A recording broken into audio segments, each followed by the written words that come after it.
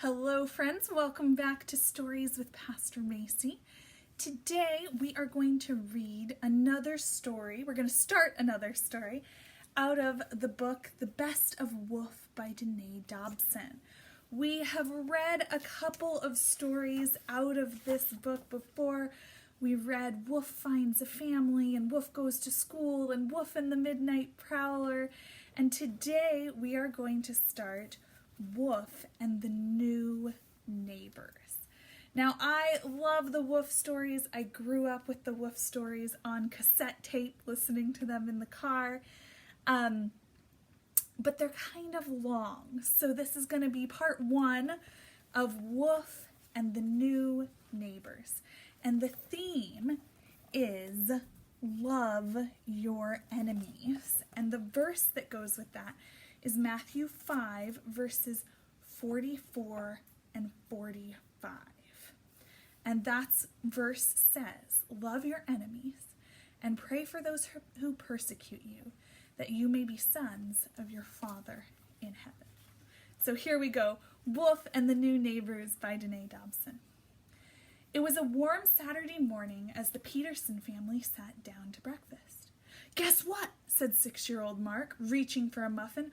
Barney said some people bought the house next door and that they're moving in today. Father smiled as he turned the page of the day's newspaper.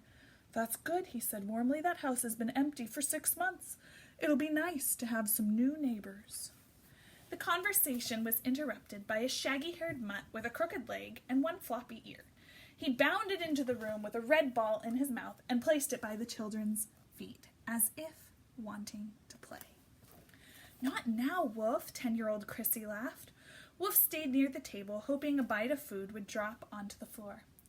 I hope the new family will have kids our age, Mark said.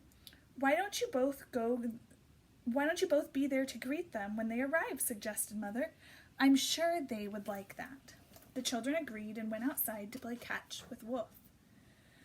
An hour later, a huge yellow moving van stopped in front of the house next door. Mark and Chrissy quit playing ball and watched as the tires screeched to a stop at the curb. Behind the van was an old pickup truck carrying 3 passengers. They pulled into the driveway. Boy, that truck looks familiar, said Chrissy, straining her eyes to get a closer look. The moving van backed into the driveway and hid the truck from view. Come on, said Mark, grabbing his sister by the sleeve. The 2 children moved closer to the van and stood by an old oak tree in their yard. Even Woof seemed curious and followed at their heels. The children could hear voices and the doors being opened and shut. Soon, a husky man walked in from the van, carrying 2 boxes in the front door. Suddenly, Woof growled and began to bark loudly. What is it, boy? Mark said. The hair on the dog's back stood up as he looked straight ahead. 2 young boys walked past the van and up the driveway. Mark and Chrissy looked at each other and gasped out loud. The Harper twins, they said at the same time. Woof continued to bark. He remembered these boys very well. They had hit him in the shoulder with a rock at a gas station last summer. He had been sore for 4 days, and he was still angry about it. I can't believe it, Mark exclaimed. Those awful Harper twins are moving in next door. Come on, let's go tell Mom and Dad, Chrissy said. The 2 children ran through the front door and into the living room with Woof close behind them. What's the matter? Asked Father, putting on his glasses. Mark caught his breath and said, Remember last year when the 2 mean boys threw a rock at Woof while we were at a gas station? Mr. and Mrs. Peterson nodded. Those boys are our 2 new neighbors, wailed Chrissy. The parents frowned in disbelief. Are you sure? Mother asked. Yes, Mark and Chrissy said at the same time. Come look out the window and you'll see, said Chrissy. Woof continued to growl as the Petersons drew back the curtains and peered through the glass. Next door they could see 2 scruffy-looking boys in matching overalls unloading boxes from the van. They are the Harper twins, said Father. What are we going to do? Said Mother. You should do what any neighborly person would do, Mother suggested. Go over and say hello. Mrs. Peterson noticed the unhappy look on their faces. Go, she repeated. Wouldn't you want to be welcomed if you had moved into a new neighborhood? The two children looked at each other. I suppose, Chrissy said. Come on, Mark, let's go. The children and Woof went back outside and over to the big yellow van. Woof was still stiff-legged and tense. In a few moments, the twins came out of the house to get another load.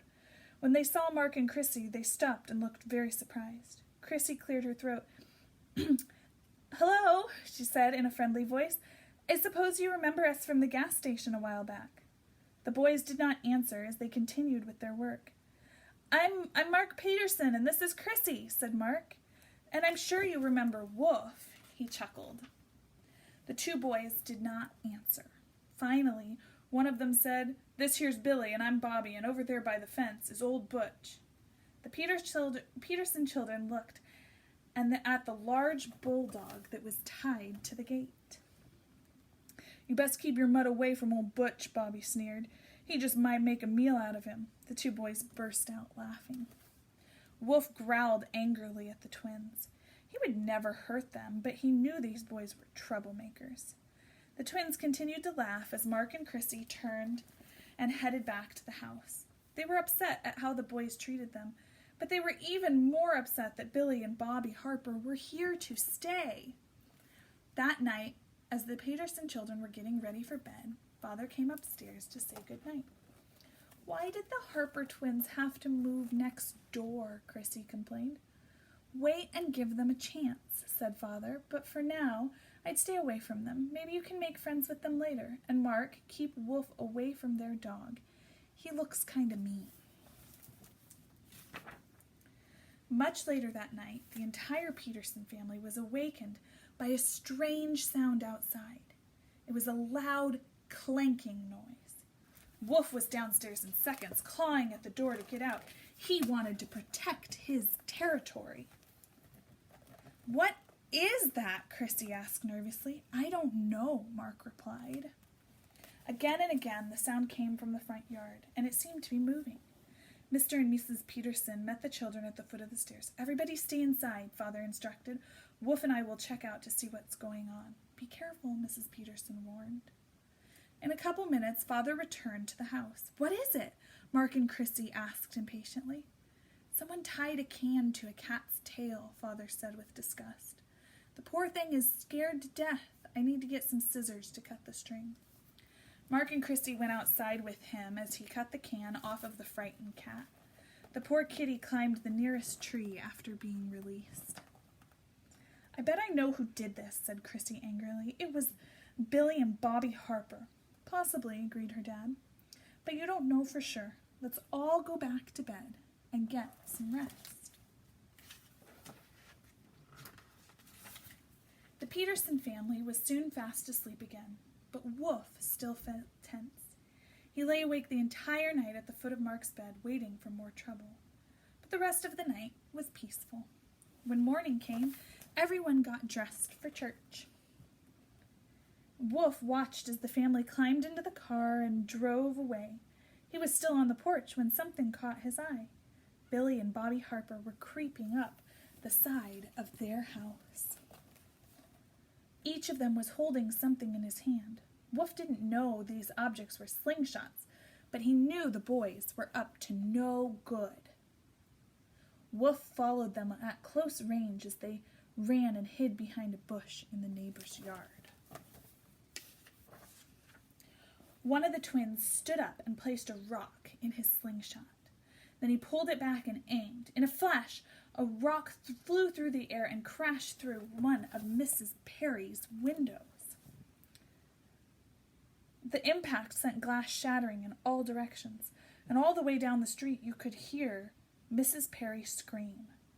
By the time she got to the front door, the boys had made their escape. Some neighbors heard the noise and came out to their front yards, but no one had seen who broke the window. No one, that is, except Woof, and there was nothing he could do. When the Peterson family returned, they heard about Mrs. Perry's broken window. Mark and Chrissy suspected the Harper twins, but their father pointed out that it could have been an accident. Woof was becoming very upset. He was angry about all the trouble the boys were causing around the neighborhood, but he didn't know what to do. He paced back and forth around the backyard. Finally, he stopped to get a drink from his water dish. No sooner had he begun lapping the liquid than he spit it out again, hacking and coughing. When Mark walked outside, he saw Woof coughing and picked up the dish to see what was wrong. "It smells like vinegar," he exclaimed. "Those nasty twins have ruined Woof's water with vinegar." When Mark told his parents what the boys had done, they were also upset. "Well, that definitely wasn't an accident," Mr. Peterson said. "I think it's time I have a talk with the boys' father." That is where we are going to end part 1 of Woof and the New Neighbors. I hope you have enjoyed it so far. I wonder what's going to happen when Mr. Peterson goes and talks to their father. I hope that Woof can calm down and stop being so agitated and upset. Remember, our theme for this story is love your enemies, Matthew 5:44 and 45, which says, "Love your enemies and pray for those who persecute you, that you may be sons of your Father in heaven." As I look on social media right now, I see lots of people who don't like other people for one reason or another, or feel like they're being persecuted for something. And I just want to encourage us all not to jump to assumptions. I think Mr. and Mrs. Peterson do a good job of saying, "Well, you know, it could have been an accident. We don't know what happened. Let's wait till we get the whole story." And we can always do what Matthew 5 says, which is to pray for the people we don't like. It can help them, and it can help us too, as we learn to pray for each other no matter what's going on in our world. I will see you next time as we finish part 2 of Woof and the New Neighbors. Have a wonderful Monday.